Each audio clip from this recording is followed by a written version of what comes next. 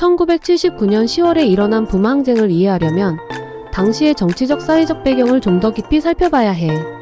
이 시기는 박정희가 유신 체제를 통해 장기 집권을 하던 때로 한국 사회는 정치적 억압과 경제적 불균형이 고조되며 불안정한 상태였어.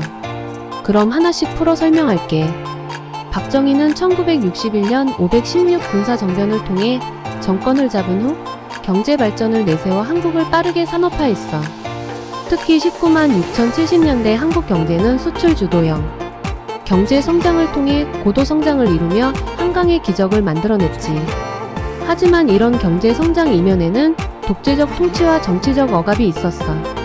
1972년 박정희는 유신헌법을 제정해 자신의 권력을 절대적으로 강화했어. 이 헌법은 박정희가 영구 집권할 수 있는 기틀을 마련해 주었지.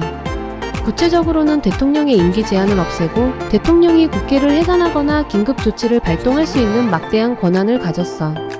유신 체제는 명목상으로는 체제 수호를 위한 것이었지만 실제로는 박정희가 자신의 독재를 공고히 하기 위한 도구였어. 유신 체제 하에서 박정희는 모든 정치적 반대 세력을 강하게 억압했어. 학생운동, 노동운동, 언론 자유 등이 모두 제한되었고 사람들은 박정희 정권에 대한 불만이 커져갔어. 특히 긴급조치라는 이름으로 국민들의 기본권을 침해하는 법적 장치가 시행되면서 국민들의 불만은 극에 달했지. 박정희 시절 한국 경제는 크게 성장했지만 이 성장이 모든 국민들에게 골고루 혜택을 주지는 못했어. 경제 성장은 주로 대기업과 산업 중심지에 집중되었고 그 결과 지역 간, 계층 간 경제적 격차가 심해졌지.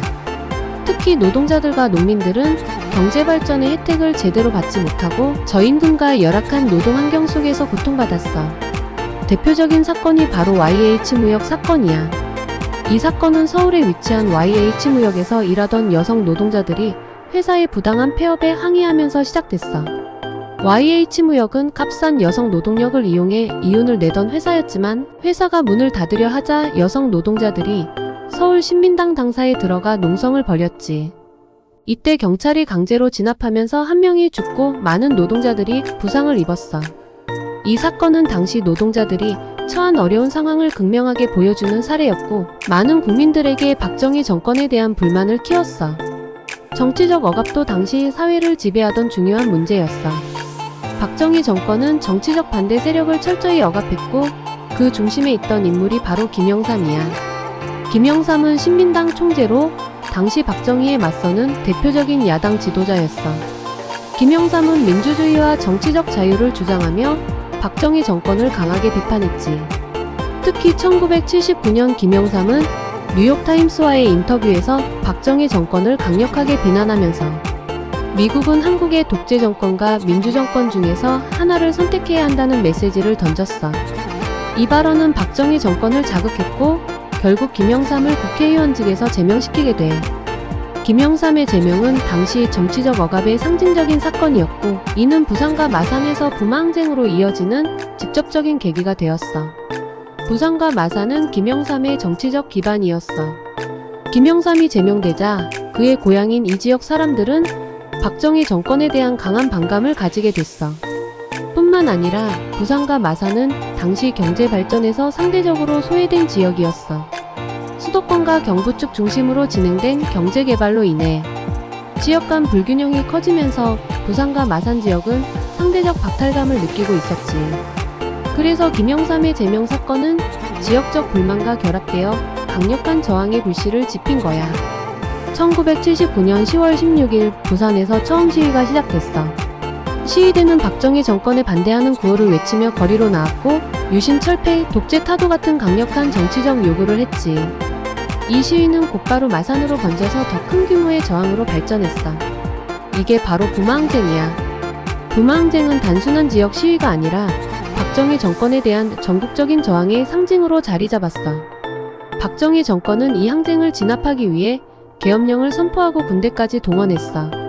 시위 참가자들은 정부의 강경 진압에도 불구하고 계속 저항했지만 10월 26일에 박정희가 암살당하면서 항쟁은 급격히 중단됐어. 부마항쟁이 한창이던 1979년 10월 26일 박정희는 자신의 측근이었던 중앙정보부장 김재규에게 암살당해 이 사건은 한국 사회에 큰 충격을 주었고 18년간 이어져온 박정희 정권이 갑작스럽게 막을 내리게 돼. 박정희가 죽으면서 부마 항쟁도 더 이상 확산되지 않았고 항쟁은 자연스럽게 종료됐지. 박정희 사후 한국은 정치적 혼란기에 접어들었어. 그럼에도 불구하고 부마 항쟁은 이후 1980년대 민주화 운동의 중요한 전환점이 되었고 1987년 6월 항쟁으로 이어지는 민주화 운동의 불씨를 키운 사건으로 평가돼. 부마 항쟁은 박정희 정권의 유신 체제와 독재에 대한 국민들의 강력한 저항을 보여준 사건이었어.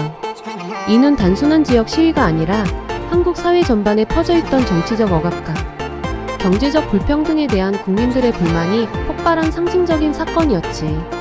이후 한국민주화 운동에 중요한 영향을 미쳤고 오늘날까지도 한국민주주의의 중요한 기점으로 기억되고 있어. 부마 항쟁을 통해 나타난 국민들의 저항은 이후 한국민주화의 중요 요인으로 작용했어. 특히 이 사건은 군사 독재에 맞서 싸우던 대중의 힘을 입증하면서 후속 민주화 운동의 토대를 마련했지. 부마 항쟁은 단순한 폭동이 아니라 당시 사회적 불평등과 정치, 억압에 대한 성난 민심이 표출된 역사적 사건이었어. 오늘날 부마 항쟁은 한국 민주주의 발전의 이정표로 평가받고 있어. 당시의 기록은 다양한 형태의 문서, 사진, 영상 자료로 남아 후세에게 민주화의 가치와 중요성을 교육하는 데 큰 역할을 하고 있지. 부마 항쟁 기념일을 통해 그 정신을 기리고 민주주의를 향한 의지를 잊지 않기 위해 다양한 행사와 추모식이 진행되고 있어. 부마 항쟁은 1979년 10월에 일어난 사건이지만 그 여파는 오늘날까지 이어져 오고 있어. 이 사건을 계기로 민주주의와 인권의 중요성에 대한 사회적 인식이 확산되었으며 이는 현재의 더욱 성숙한 한국 민주주의로 이어지게 되었지. 부마 항쟁은 그 자체로 역사적 가치가 있으며 그 교훈은 지금도 유효해.